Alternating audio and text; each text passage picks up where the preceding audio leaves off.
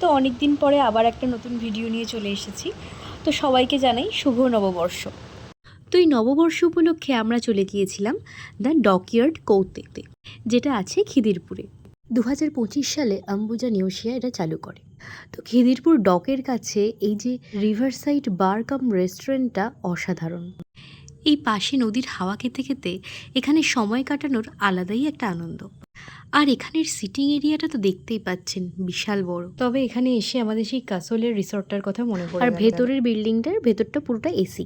এছাড়াও বাইরে ব্যালকনিতেও বসার জায়গা আছে, তবে ওটা নন এসি। আর এই যে ছাদগুলো আছে, ছাদগুলোতেও কিন্তু গিয়ে বসতে পারবে। আর এটা বার কাম রেস্টুরেন্ট হওয়ায় এটার তবে খাবার দাবারের প্রাইসটা অনেকটাই বেশি।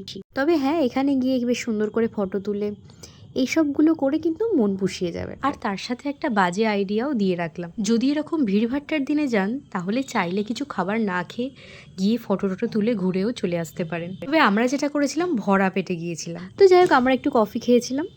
আর এই যে এখন আমরা ছাদে দাঁড়িয়ে আছি। এই উপরটা থেকে নিচটাও কিন্তু খুব সুন্দর লাগছে। আর এই যে পাশেই নদীটা। তবে এই যে খিদিরপুর ডকটাকে বলা হয় কিন্তু হন্টেড এরিয়া। সত্যি কতটা ভূত আছে জানি না, কিন্তু জায়গাটা কিন্তু অসাধারণ।